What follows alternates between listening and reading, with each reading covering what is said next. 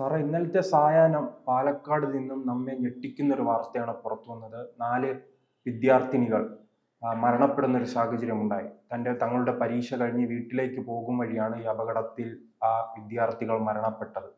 അത് ഒരു മരണമെന്ന് പറയുമ്പോഴും അതൊരു സർക്കാരിന്റെ, നമ്മുടെ സംവിധാനത്തിന്റെ ഒരു വീഴ്ചയല്ലേ. അതുമായി ബന്ധപ്പെട്ട മുൻപ് വലിയ വിമർശനം ഉണ്ടായിരുന്നു ആ റോഡുമായി ബന്ധപ്പെട്ട്. അത് വീണ്ടും എന്തോ 55-ലധികം അപകടങ്ങളാണ് ഇതിനു മുൻപ് അവിടെ ഉണ്ടായിട്ടുള്ളത്. 7 മരണങ്ങളാണ് മുൻപ് അവിടെ നടന്നിരിക്കുന്നത്. അതിനാൽ തന്നെ അത് ചൂണ്ടിക്കാട്ടി പല നാട്ടുകാരും വിമർശനം ഉന്നയിച്ചെങ്കിലും അതൊന്നും കണ്ടെന്ന് നടിക്കാൻ നമ്മുടെ സംവിധാനങ്ങൾ തയ്യാറായില്ല. അപ്പോൾ ഇതൊരു മരണമല്ല, കൊലപാതകമല്ലേ, നമ്മുടെ സംവിധാനം നടത്തിയൊരു കൊലപാതകം. തീർച്ചയായിട്ടും നമ്മൾ ചില കാര്യങ്ങൾ ഈ ജനാധിപത്യ വ്യവസ്ഥയിൽ ചർച്ച ചെയ്യാതെ പോകാൻ കഴിയില്ല. 4 കുട്ടികൾ മരിച്ചു എന്ന് മാത്രമല്ല, ആ ഒരു കുട്ടി ഭാഗ്യം കൊണ്ട് രക്ഷപ്പെട്ടതാണ്. അപ്പോൾ അതിൽ 5-ാമത്തെ കുട്ടി വേറൊരു കുട്ടിയുടെ ഇൻ്റർവ്യൂ ഒക്കെ കണ്ടായിരുന്നു. അപ്പോൾ ശരിക്കും പറഞ്ഞാൽ ആ കുട്ടികൾ നിരപരാധികളാണ്. അവർ സ്കൂളിൽ നിന്ന് വീട്ടിൽ പോകുന്ന വഴിക്കാണ് ലോറി വളരെ സ്പീഡിൽ വന്നിരുന്നു എന്നാണ് കുട്ടികളുടെ ഈ നിരീക്ഷണം. ജീവിച്ചിരിക്കുന്ന കുട്ടി പറയുന്നത് വളരെ സ്പീഡിൽ വന്നത്. വളവിൻ്റെ പ്രശ്നമുണ്ട്, മഴ കിടന്ന പ്രശ്നമുണ്ട്, റോഡ് ഓയിലി പോലെ ആയി കിടന്നു. ഓയിൽ കൊണ്ട് വീണതല്ല, ഓയിലി പോലെ സ്വഭാവത്തിൽ റോഡായതിൻ്റെ പ്രശ്നമാണ്. നിരന്തരം അവിടെ അപകടം ഉണ്ടാകുന്ന സ്ഥലമാണ്. 55 അപകടം ഉണ്ടായിട്ടുണ്ട്. അപ്പോൾ അതിനുശേഷം സൈൻ ബോർഡുകളോ റോഡൊന്നും ഇപ്പം ഇന്നലെ തന്നെ സംഭവിക്കുന്ന എന്താണ്, ഇന്നലെ ജനങ്ങളാകെ വലിയ ബേളം ഉണ്ടാക്കുകയാണ്, വലിയ റോഡ് ഷോ ഉണ്ടായത്. അപ്പോൾ തന്നെ മന്ത്രി വരുന്നു, നമ്മുടെ വൈദ്യുതി മന്ത്രി, മന്ത്രിയുടെ നാടാണല്ലോ, മന്ത്രി വരുന്നു, പറയുന്നു നാളെ 4 മണി 11 മണിക്ക് ഇന്ന് 11 മണിക്ക് കളക്ടറുടെ മീറ്റിംഗ് വിളിച്ചിട്ടുണ്ടെന്ന്.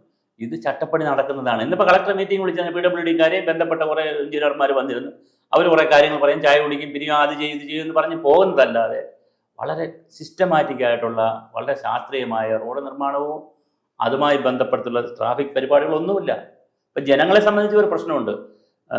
നമ്മളെല്ലാവരും, ഞാനടക്കം പറയുകയാണ്, നമ്മൾ ഒരിക്കലും ഒരു സീബ്ര ലൈൻ കടന്നാൽ സീബ്ര ലൈനിൽ കൂടെ പോകാൻ ശ്രമിക്കില്ല. കുറച്ച് ശകലം ദൂരെയാണ് സീബ്ര ലൈനെങ്കിൽ നമ്മൾ നിൽക്കുന്നിടത്തോടെ ചാടാൻ പോകും. പക്ഷെ ആ സംസ്കാരമൊക്കെ മാറ്റുന്ന നിലയിൽ കുട്ടികളെ അങ്ങനെ പഠിപ്പിച്ചെടുക്കണം, മുതിർന്നവരെ അങ്ങനെ പഠിപ്പിച്ചെടുക്കണം. ഇപ്പോൾ ഈസ്റ്റ് പോർട്ട് തിരുവനന്തപുരം കഴിഞ്ഞ ദിവസം ഒരാൾ സീബ്ര ലൈനിൽ കൂടെ പോയിട്ട് പോലും 2 വാഹനങ്ങൾ കൂട്ടി ചേർന്ന് പോയി അയാൾ മരിച്ചുപോയി. ഇന്ന് പ്രമുഖ പത്രത്തിലെ പ്രധാന വാർത്തയാണ് തിരുവനന്തപുരത്തെ ഈ മരണങ്ങൾ. 4000-ലധികം പേരാണ് ഒരു വർഷം നമ്മുടെ നിരത്തുകളിൽ ഇങ്ങനെ ജീവൻ പൊലിയുന്നത്. ഇന്നലെ നിതിൻ ഗഡ്കരി പാർലമെന്റിൽ ഉപരിതല ഗതാഗത വകുപ്പ് മന്ത്രി ഒരു പ്രസ്താവന നടത്തിയിട്ടുണ്ട്. അദ്ദേഹം ഇന്റർനാഷണൽ സമ്മേളനങ്ങളെ പോകുമ്പോൾ തലകുലിച്ചാണ് ഇരിക്കുന്നത്. നിങ്ങളുടെ രാജ്യത്ത് ഇത്രയും അപകടങ്ങൾ വരുന്ന രാജ്യമാണോ? കഴിഞ്ഞ വർഷം 1,78,000 പേരാണ് നമ്മുടെ രാജ്യത്ത് പൊലിഞ്ഞത്. അതിലൊരു 10-23% ആളുകളും 18 വയസ്സിനും 34 വയസ്സിനും ഇടയ്ക്കുള്ള ബൈക്ക് ആക്സിഡൻ്റാണ് കൂടുതൽ പറ്റിയത്. UP ആണ് ഏറ്റവും കൂടുതൽ ആക്സിഡൻറ്റ് പറ്റുന്ന ഒരു സംസ്ഥാനം. അത് കഴിഞ്ഞാൽ തമിഴ്നാടുണ്ട്. കേരളവും മോശമല്ല. കേരളം കഴിഞ്ഞ 10 വർഷത്തിനിടയ്ക്ക് 40,000 പേരാണ് നമുക്ക് നഷ്ടപ്പെടുന്നത്. ശരാശരി 4,000 പേര് ഒരു വർഷം നഷ്ടമാവുകയാണ്. ഈ നഷ്ടമാകുന്നതിൻ്റെ റോഡ് പണി തന്നെ ഒരു നിയന്ത്രണവുമില്ലാതെ, അല്ലെങ്കിൽ ഒരു എന്താ പറയുക, പ്ലാനിങ്ങും ഇല്ലാതെ നമ്മൾ റോഡ് പണിയേക്കുന്നത്. രാവിലെ ഇറങ്ങുമ്പോൾ നമുക്കറിയത്തില്ല അങ്ങോട്ട് പോകുമ്പോൾ റോഡുണ്ടോ ഇല്ലെന്നും ഒരു വിവരവും കിട്ടുന്നില്ല. ഈ മൊബൈൽ ആപ്പൊക്കെ കണ്ടുപിടിച്ച കാലത്ത്, അല്ലെങ്കിൽ ഇത്രയും സംവിധാനം വന്ന കാലത്ത് നമുക്കിപ്പോൾ ഇലക്ട്രിസിറ്റി ബോർഡ് അതിനകത്ത് ചില കാര്യങ്ങൾ അവർ ഈ വില കൂട്ടി കൊള്ളത്തരം കാണിക്കുന്നുണ്ടെങ്കിലും ഇതിനകത്ത് മെസ്സേജൊക്കെ വരും. അതിനകത്ത് ഇന്ന് കറണ്ട് ഓഫായിരിക്കും, അത് മെസ്സേജ് വരും. അത്രയെങ്കിലും അവർ അഡ്വാൻസ്ഡായി. പക്ഷേ റോഡിലിറങ്ങുമ്പോൾ നമുക്കത് അറിയാൻ പറ്റത്തില്ല. സ്മാർട്ട് സിറ്റിയുടെ ഭാഗം എന്തോരം കുഴിയാണ് കുഴിച്ചിട്ടിരിക്കുന്നത്. ഇപ്പോൾ തിരുവനന്തപുരത്ത് തന്നെ എത്ര ഇപ്പോൾ പരുത്തിപ്പാറ എന്ന MG കോളേജ്, അവിടെ നിന്ന് അമ്പലമുക്കിലേക്ക് പോകുന്ന റോഡ് കംപ്ലീറ്റ് കുഴിയാണ്. അമ്പലമുക്കിൽ നിന്ന് മുട്ടടയിൽ നിന്ന് അമ്പലമുക്ക് ഇപ്പോൾ ഇങ്ങനെ ഓരോ സ്ഥലം എടുത്ത് നോക്കും. നിങ്ങൾ തിരുവനന്തപുരത്തോ അല്ല തലസ്ഥാന നഗരം ഞാൻ പറയാൻ കാരണം സ്മാർട്ട് സിറ്റി എന്നൊക്കെ നടക്കുന്ന സ്ഥലമാണ്. എറണാകുളത്ത് തന്നെ ഈ അപകടം നടന്ന സ്ഥലത്ത് തന്നെ അപകടം വരുമ്പോൾ നമ്മൾ വരും, മന്ത്രിമാർ വരും, എല്ലാവരും ഓടിക്കൂടും, ആട്ടുകാർ ഭയങ്കര പ്രതിഷേധം നടത്തും, വലിയ ബഹളം ഉണ്ടാകും. അപകടം കഴിയുമ്പോൾ വീണ്ടും അവിടെ പോലീസ് പോസ്റ്റ് ഇടുകയോ അല്ലെങ്കിൽ ആ സൈൻ ബോർഡ് വയ്ക്കുകയോ അതിനാവശ്യമായ ഇതിൻ്റെ ഒരു പ്രധാന പ്രശ്നം എന്നറിയാവോ, ഈ റോഡ് പണിയൊക്കെ ഇപ്പോൾ ചെയ്യുന്നതാണ് PWD എന്നല്ല റോഡ് പണി. നമ്മൾ പഠിച്ചു വെച്ചിരുന്ന PWD അല്ല, എല്ലാം ഔട്ട്സോഴ്സ് ചെയ്യുകയാണ് ചെയ്യുന്നത്. ഔട്ട്സോഴ്സ് ചെയ്യുന്ന റോഡ് ഇന്ത്യയിലെ ഏതെങ്കിലും ഏജൻസികൾ എടുക്കും, പ്രൈവറ്റ് ഏജൻസികൾ എടുക്കും. പണിയുന്നതാരാ? മറ്റ് സ്റ്റേറ്റിൽ നിന്ന് വന്ന് കിടക്കുന്ന, അല്ലെങ്കിൽ മറ്റ് ബംഗ്ലാദേശിൽ ഇപ്പോൾ വരുന്നില്ല, മറ്റ് സ്റ്റേറ്റുകളിൽ നിന്ന് വന്നിരുന്നതാണ് കൂടുതൽ. അവർക്ക് കേരളത്തെ സംബന്ധിച്ചൊരു വൈകാര്യമൊന്നുമില്ല. മലപ്പുറത്ത് ഒരു വലിയ നല്ല സൂപ്പർ മരം മുറിച്ച് കളഞ്ഞു. അപ്പോൾ അത് വലിയ വാർത്തയായി, രാജ്യത്ത് വലിയ വാർത്തയായി, ഡൽഹിയിൽ വരെ എത്തി ആ വാർത്ത. കാരണം കുറേ കിളികൾ അതിനകത്ത് ചത്തുപോയി, മരങ്ങൾ വ്യാപകമായിട്ട് മുറിച്ച് തള്ളുന്നു. വല്ല ധാരണയുണ്ടോ നമുക്ക് റോഡ് പണിയുമ്പോൾ? ഓട നിർമ്മിക്കണം, ധാരണയുണ്ടോ? നിർമ്മിച്ച് വെച്ചാൽ 4 ദിവസത്തിനകത്ത് ഓടയിൽ എന്ത് നിറയും?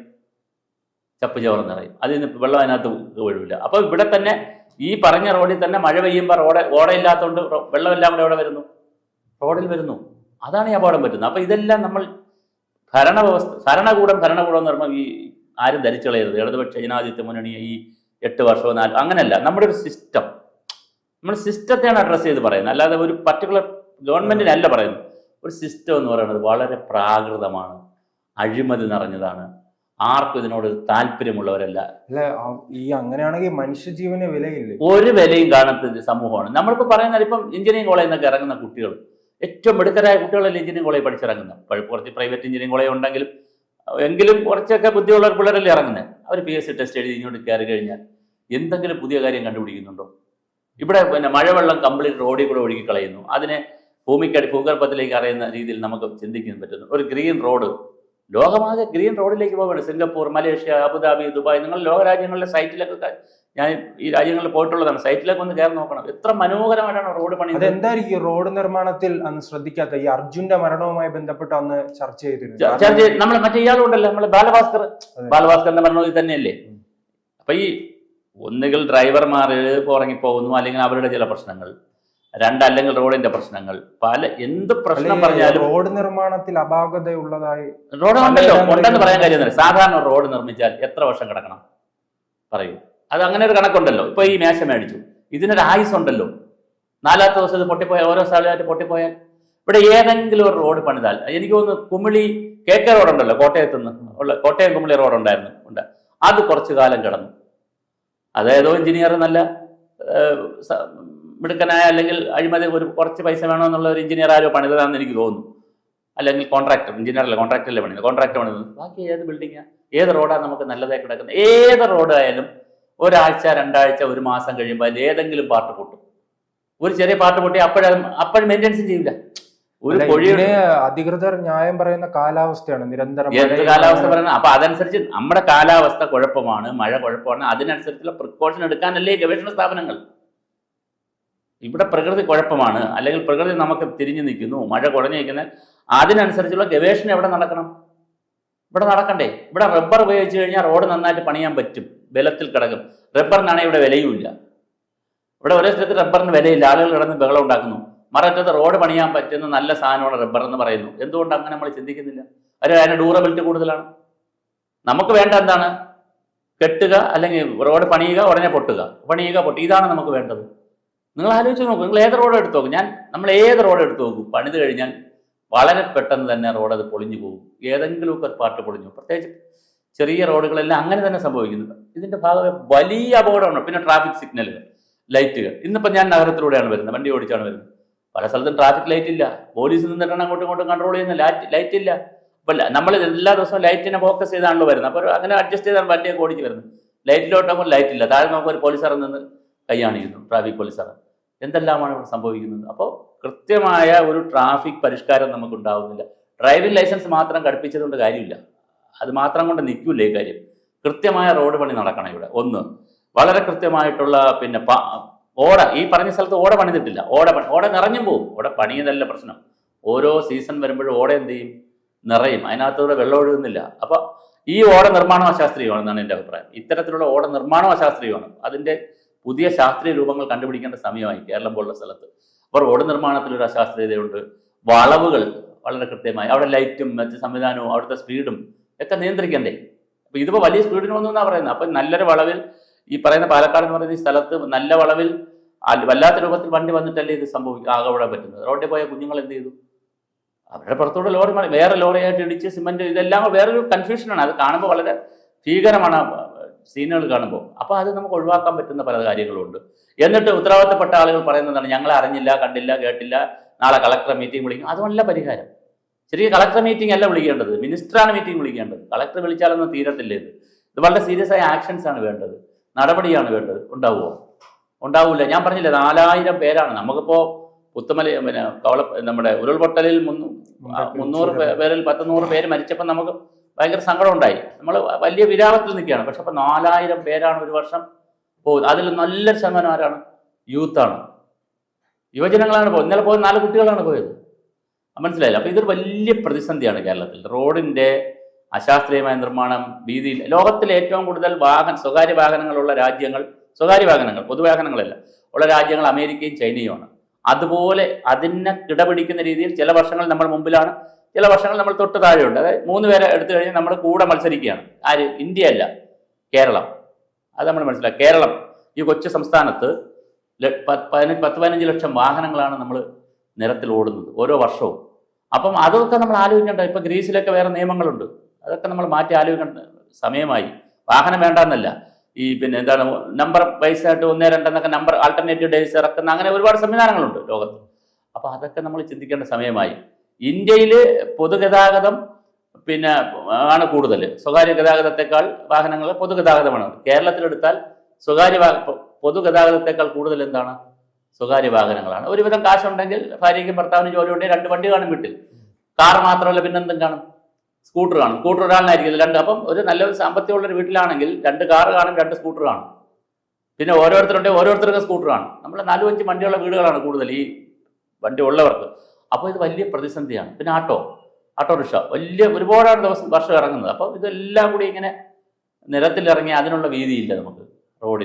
റോഡിന്റെ അശാസ്ത്രീയമായ ജനങ്ങൾക്ക് സ്ഥലം കൊടുക്കാം. ഇപ്പൊ NH-ലാണ് കുറച്ച് സ്ഥലം കൊടുക്കുന്നത്, ബാക്കി സ്ഥലം ഇല്ല, കൊടുക്കാൻ മടിയോണ്ടില്ല. ഇപ്പൊ ബാലരാമപുരം ജംഗ്ഷൻ എന്തുകൊണ്ടാണ് നമുക്ക് വികസിപ്പിക്കാൻ കഴിയാത്തത്? പോത്തങ്കോട് തിരുവനന്തപുരം കഴക്കൂട്ടത്തിന്റെ അവിടെ നിന്ന് പോത്തങ്കോട് ജംഗ്ഷൻ എത്തുന്നത് വരെ റോഡ് ഭയങ്കര വീതിയാണ്. ജംഗ്ഷൻ സമ്മതിക്കത്തില്ല. 4 മുതലാളി വരാരോ എന്നാണ് പറയുന്നത്, എനിക്കറിയത്തില്ല, അത് ആരാന്നറിയില്ല. അവിടെ വരുമ്പോൾ L ഷേപ്പിൽ ഇങ്ങനെ വളഞ്ഞൊക്കെയാണ് പോകുന്നത്. എന്തുകൊണ്ടത്? എന്നാൽ അത് കഴിഞ്ഞ് കോലിയക്കോട് കഴിയുമ്പോൾ വീണ്ടും തെക്കാട് വരെ വലിയ വീതിയാണ്. നിങ്ങൾ ആലോചിക്കുന്നത് ആരെ സംരക്ഷിക്കാനാണ്? തൈക്കാട് എന്ന് പറയുന്ന തിരുവനന്തപുരത്ത് നിന്ന് 1-2 വ്യക്തികൾക്ക് 2-3 വ്യക്തികൾ ഈ തൈക്കാട് എന്ന് പറയുന്ന സ്ഥലം മുതൽ പോത്തങ്കോട് വരെ നല്ല വീതിയുണ്ട്. പോത്തങ്കോട് ജംഗ്ഷനിൽ കിടന്ന് ഇസഡ് കളിക്കും വണ്ടികൾ. അത് കഴിഞ്ഞ് ജംഗ്ഷൻ ശകലം വിട്ടു കഴിഞ്ഞാൽ വീണ്ടും കഴക്കൂട്ടം വരെ നല്ല വീതിയുണ്ട്. എന്തുകൊണ്ട് ആ ജംഗ്ഷൻ വികസിപ്പിക്കാൻ കഴിയുന്നില്ല? അണ്ടർപാസോ മേൽപാസോ ഇടിച്ചു കളയോ എന്തെങ്കിലും ചെയ്യണ്ടേ? ആളുകൾക്ക് അപകടമാണ്. ബാലരാമനെ ഞാൻ ഈ പറഞ്ഞത്, തമിഴ്നാട്ടിൽ നിന്ന് എല്ലാം വരുന്ന വാഹനങ്ങളുടെ ഒരു എൻട്രൻസ് പോയിന്റാണ് ഈ ബാലരാമപുരം എന്ന് പറയുന്നത്.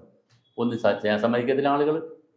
അപ്പൊ ഇത് എന്തെങ്കിലും ഉണ്ടാവണ്ടേ? അപ്പൊ ഓരോ പണ്ട് കാലത്ത് ആള് കുറഞ്ഞ് താമസിച്ച എന്നൊക്കെ സമയത്ത് അവിടെ ഇവിടെയൊക്കെ കടയൊക്കെ വെച്ച് സമ്മതിച്ചു. പക്ഷെ ഇപ്പൊ മാറിയില്ലേ? ഇപ്പൊ ഇങ്ങനെയല്ല, ഓടിട്ട കെട്ടിടങ്ങളും ഓലക്കെട്ടിടങ്ങളും കുഞ്ഞു കുഞ്ഞു കടകൾ ഇരിപ്പുണ്ട് ജംഗ്ഷനിൽ. ഇതെല്ലാം കൂടെ പൊളിച്ചു കളഞ്ഞ് ഷോപ്പിംഗ് കോംപ്ലക്സുകൾ പണിയണമെന്നേ. ഇപ്പൊ ഡൽഹിയിലൊക്കെ ചെന്ന് കഴിഞ്ഞാൽ അണ്ടർഗ്രൗണ്ടിലാണ് ഷോപ്പിംഗ് കോംപ്ലക്സ്. അണ്ടർഗ്രൗണ്ടിലാണ് 500 കടകളും, അതിന് വാഹനം മുകളിൽ പാർക്ക് ചെയ്യാം, പിന്നെ ഒരു ലെയറിൽ വാഹനം പാർക്ക് ചെയ്യാം. കംപ്ലീറ്റ് അണ്ടർഗ്രൗണ്ടിലാണ്. നമ്മൾ ആലോചിക്കുന്നത്, നമ്മളിവിടുത്തെ ഈ ചന്ദ്രശേഖരൻ സ്റ്റേഡിയത്തിന് പണിയൊന്നുമില്ല, ഇപ്പൊ അവിടെ ആരും കളിക്കുന്നൊന്നുമില്ല. അതിൻ്റെയൊക്കെ അണ്ടർഗ്രൗണ്ടിലേക്ക് എന്ത് തുടങ്ങണം നമ്മൾ ആലോചിക്കണം. നല്ല ഷോപ്പിംഗ് കോംപ്ലക്സ് ആലോചിക്കണം, സെൻട്രൽ സ്റ്റേഡിയത്തിൻ്റെയൊക്കെ. അതുപോലെ പിന്നെ ഈസ്റ്റ് ബോട്ടിലും ഒക്കെ. അതുപോലെ മുകളിലോട്ടും കെട്ടുന്നതിനെ കുറിച്ച് ആലോചിക്കണം. ഇങ്ങനെ പരത്തി കെട്ടുന്ന പരിപാടി മതിയാക്കണം ഇനി, കാരണം സ്ഥലമില്ല ഇവിടെ, അതിൻ്റെ ആവശ്യമില്ല. അപ്പോൾ ഈ പറയുന്ന പ്രധാനപ്പെട്ട പ്രദേശങ്ങളിലെല്ലാം, നഗരങ്ങളിലെല്ലാം ഈ ഉള്ള ആളുകളെ, വ്യാപാരികളെല്ലാം വിളിച്ച്, ഇതിപ്പോൾ ഞാൻ പറയുന്ന പൊതുമരാമത്ത് വകുപ്പ് മന്ത്രിയും പഞ്ചായത്ത് മന്ത്രിയും റവന്യൂ മന്ത്രി എല്ലാം കൂടി ചെയ്യേണ്ട ഒരു പണിയാണ്. മന്ത്രിസഭ മൊത്തത്തിൽ ആലോചിക്കേണ്ട ഒരു പണിയാണ്. ഒരുപാട് ജംഗ്ഷനുകളുണ്ട്. നമുക്ക് ഇതുപോലെ വരുന്ന ജംഗ്ഷനിലുള്ള എല്ലാ കടകളും ഇടിച്ചു കളയണം. എന്നിട്ട് എന്ത് കെട്ടണം? ഭൂമിക്കടിയിലോട്ട് മുകളിലോട്ട് ഷോപ്പിംഗ് കോംപ്ലക്സ് കെട്ടണം. ആളുകൾ അവിടെ പോകുന്നത്. ഇപ്പം ലുലു ഇരിക്കുന്ന അവിടെ എത്രയോ അകലത്തിലല്ലേ തിരുവനന്തപുരം സിറ്റിയിൽ നിന്ന്. എന്നിട്ട് അവിടെ ആളുകൾ പോകുന്നുണ്ടല്ലോ. ആളുകൾ പോകും, സൗകര്യമുണ്ട്, വാഹന സൗകര്യവും മറ്റു സൗകര്യമുണ്ട്, ആളുകൾ പോകും. എവിടെ ഇരിക്കുന്നു എന്നൊന്നും ആൾക്ക് വിഷയമൊന്നുമല്ല. അപ്പോൾ അതുകൊണ്ട് ഈ കുഞ്ഞു കുഞ്ഞു കടകളെ ഇങ്ങനെ നിരത്തി വെച്ചിരിക്കുന്ന ആ പാറ്റേൺ തന്നെ മാറേണ്ട സമയമായി. അപ്പം നമുക്കൊരു ടൗണും ഈ ഗ്രാമങ്ങളുടെ പ്രദേശങ്ങളൊക്കെ പ്ലാൻ ചെയ്യേണ്ട സമയമായി. ഈ പുതിയ പ്ലാനിങ് കൊണ്ടുവരേണ്ട സമയം. പക്ഷെ ഇതിനെക്കുറിച്ച് നമ്മൾ എന്ത് ചെയ്യുന്നില്ല, നമ്മൾ ചിന്തിക്കുക. നമുക്ക് അങ്ങനെ ഒരു വിഷനും ഒന്നുമില്ല, മന്ത്രിക്കുമില്ല. ഞാൻ ഒരു മന്ത്രിയല്ല പറയുന്നത് കേട്ടോ, ഒരു സംവിധാനത്തിനാണ്. മന്ത്രിമാർക്കുമില്ല, IASകാർക്കുമില്ല, നമ്മുടെ പഞ്ചായത്തുകൾക്കുമില്ല ഒരു വിഷൻ. എന്താണ് നമ്മുടെ റോഡ് നിർമ്മാണത്തിലെ വിഷൻ? എന്താണ്? നമുക്ക് ഇത്ര റോഡ് നിർമ്മിക്കും, ഇത്ര റോഡ് നിർമ്മിച്ചാൽ ഇത്ര വർഷം കിടക്കും. ചെയ്ത അഴിമതി ആരോപണം, അഴിമതി മാത്രമല്ല, ഇപ്പൊ ഇവിടുത്തെ അഴിമതി അഴിമതി ആരോപണം എന്ന് പറഞ്ഞിട്ട് പ്രതിപക്ഷം ഇവിടുത്തെ വേറെ പ്രശ്നമുണ്ട്. ഞാൻ എല്ലാവരും ആരെയും വിചാരിക്കാൻ ഒന്നും ചെയ്യേണ്ട. ഞാൻ ഈ ഇടയ്ക്കല്ല, ഞാൻ ജോലി സർവീസിലുണ്ടായിരുന്ന സമയത്ത് ഒരു സായിപ്പിനെ പരിചയപ്പെട്ടായിരുന്നു. അപ്പൊ സായിപ്പ് നെതർലാൻഡ്സ് ആണെന്ന് ഞാൻ തോന്നുന്നു എനിക്ക്. അപ്പൊ അദ്ദേഹം എൻ്റെ അടുത്ത് പറഞ്ഞു, അവരെ രാജ്യത്ത് അഴിമതി ഉണ്ട്. അഴിമതി മിക്കവാറും എല്ലായിടത്തും ഉണ്ട്. ഇന്ദിരാഗാന്ധി പറഞ്ഞ പോലെ വികസനം ഉണ്ടെങ്കിൽ അഴിമതിയും കാണും. പക്ഷെ അവരുടെ അഴിമതി നമ്മളെ അഴിമതിയായിട്ട് ചെറിയ വ്യത്യാസമുണ്ട്. ഞാൻ പറഞ്ഞത് 1000 രൂപയ്ക്ക് ഒരു വർക്കുണ്ടെന്ന് വയ്ക്കുക, അല്ലെങ്കിൽ 1000 വേണ്ട, 1 കോടി രൂപയ്ക്ക് ഒരു വർക്കുണ്ട്. അവരെന്ത് ചെയ്യും? 1 കോടി 10 ലക്ഷം രൂപയ്ക്ക് എസ്റ്റിമേറ്റ് എടുക്കും. ഈ 10 ലക്ഷം രൂപ എന്താണ്? അഴിമതിയാണ്. അങ്ങനെ കൊടുക്കാനുള്ള പൈസയാണ്. 1 കോടിക്കുള്ള വർക്ക്. നമ്മളാണെങ്കിൽ 1 കോടിക്കുള്ള വർക്കിന് കൊട്ടേഷൻ കൊടുത്ത് ഈ കൊട്ടേഷൻ വിളിയാണല്ലോ, കൊട്ടേഷനൊക്കെ വിളിച്ച് കൊടുത്തിട്ട് 80 ലക്ഷംകാരന് കൊടുക്കും. 1 കോടി വരുത്തം പറഞ്ഞു. 1 കോടി ഉണ്ടെങ്കിൽ പണിയാൻ പറ്റുള്ളൂ നല്ല രീതിയിൽ. 90 ലക്ഷം ഒരുത്തം പറഞ്ഞ് 80 ലക്ഷം ഒരുത്തം പറഞ്ഞ് ആർക്ക് കൊടുക്കും നമ്മൾ? 80 ലക്ഷം കാരണം കൊടുക്കും. അവൻ അത് വാങ്ങിച്ചെടുത്ത് കഴിയുമ്പോൾ വാങ്ങിച്ചെടുത്തു എന്ന് പൊളിറ്റിക്കൽ ലീഡർ അറിയുമല്ലോ, ചെറിയ പൈസ മേടിക്കും. നാട്ടിലെ ലോക്കൽ നേതാക്കളുണ്ട്, അവരും ചെറിയ പൈസ മേടിക്കും. അമ്പല കമ്മിറ്റി, റെസിഡൻസ് അസോസിയേഷൻ, ക്ലബ്ബ്, അത് ഇതെന്നൊക്കെ പറഞ്ഞ് കുറേ സംവിധാനങ്ങളുണ്ട്. അവരെല്ലാം ചെറിയ ചെറിയ പൈസ, കുഞ്ഞു കുഞ്ഞു കാര്യങ്ങൾ ഈ കോൺട്രാക്ടറിന് അപ്പോഴപ്പോഴും വാങ്ങിച്ചിരിക്കും. ഒരു നാട്ടിലെ കോൺട്രാക്ടർ ഉണ്ടെങ്കിൽ പലരും മേടിച്ചിരിക്കും. ഇതെല്ലാം പിന്നെ അവിടെ ഒരു അമ്പലം ഉണ്ടെങ്കിൽ കോൺട്രാക്ടർക്ക് ഒരു ആവേശമൊക്കെ വരും, എൻ്റെ പേരിൽ ഒരു സാധനം അവിടെ കൊടുക്കുക എന്നൊക്കെ പറയും. അപ്പം ഇങ്ങനെയൊക്കെ പള്ളി അമ്പലത്തിനൊക്കെ അവർ പൈസ കൊടുക്കും.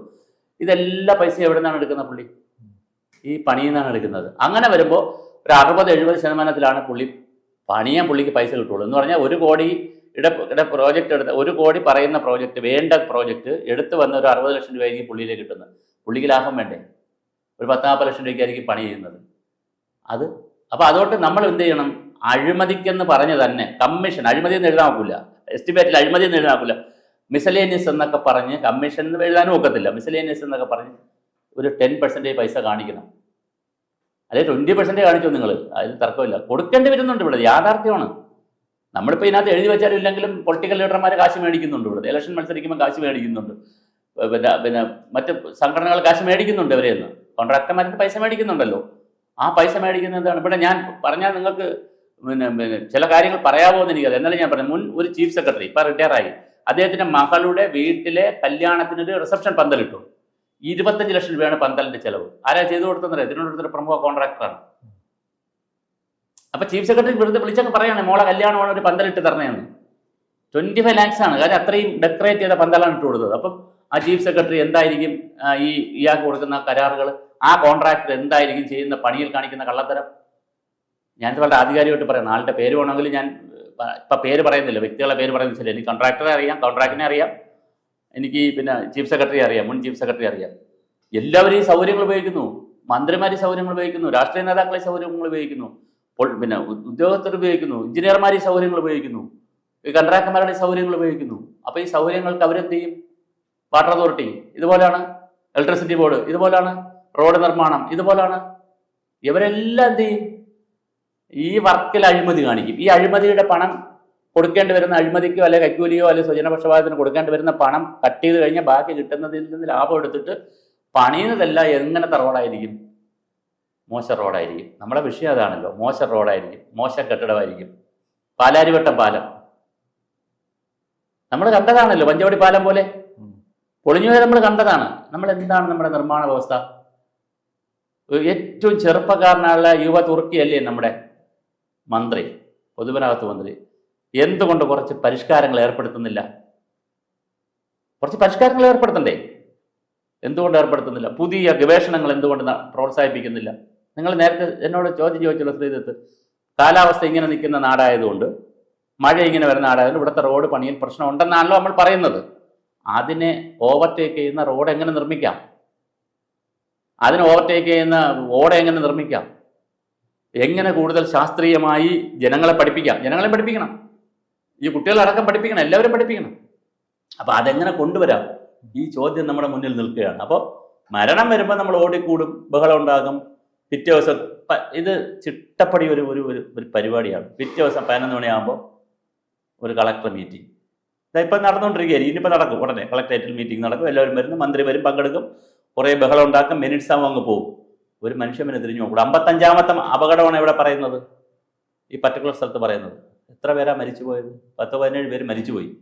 അപ്പോൾ അത് വളരെ സീരിയസ് ആയിട്ടുള്ളൊരു വിഷയമാണ്. നമ്മൾ ഗൗരവമായി ആലോചിക്കേണ്ടതാണ്. ജീവൻ പൊലിയുമ്പോൾ മാത്രമല്ല, അത് അവിടെ മാത്രമല്ല, ഞാൻ ഈ പാലക്കാട് ഇപ്പോൾ 4 പേര് പെട്ടെന്ന് കുട്ടികൾ മരിച്ചു പോയ കാര്യം തിരുവനന്തപുരത്തും വലിയ അപകടങ്ങളാണ് കഴിഞ്ഞ 2 ആഴ്ചയായിട്ട് സംഭവിച്ചുകൊണ്ടിരിക്കുന്നത്. മഴയത്ത് പേർക്ക് ആളുകളൊക്കെ ക്രോസ് ചെയ്ത് നോക്കും, കൂട്ടമായി നിന്ന് ചാടുകയാണ് വണ്ടിയിൽ. നിങ്ങൾ വണ്ടി ഓടിക്കുന്നതല്ലേ, ആരെങ്കിലും ഈ നിയമം പാലിച്ചിട്ടാണോ വരുന്നത്? അപ്പോൾ അതൊക്കെ പഠിപ്പിക്കേണ്ട സമയമായി. ട്രാഫിക് നിയമങ്ങൾ പരിഷ്കരിക്കേണ്ട സമയമായി. പിന്നെ ഈ ഇതെന്താണ്, റോഡിൻ്റെ നിർമ്മാണത്തിലൊക്കെ വലിയ ഗവേഷണം നടത്തി നമ്മൾ പുതിയ സംവിധാനത്തിലേക്ക് പോകേണ്ട സമയം. അല്ലെങ്കിൽ നമുക്ക് വീണ്ടും ജീവനുകൾ ഇങ്ങനെ പൊടിഞ്ഞുകൊണ്ടിരിക്കും. നമ്മുടെ ഗഡ്കരി പറഞ്ഞിടത്താണ് നിൽക്കുന്നത്, ലോകരാജ്യങ്ങളുടെ മുമ്പിൽ നമ്മളെ തല എന്ത് ചെയ്യും?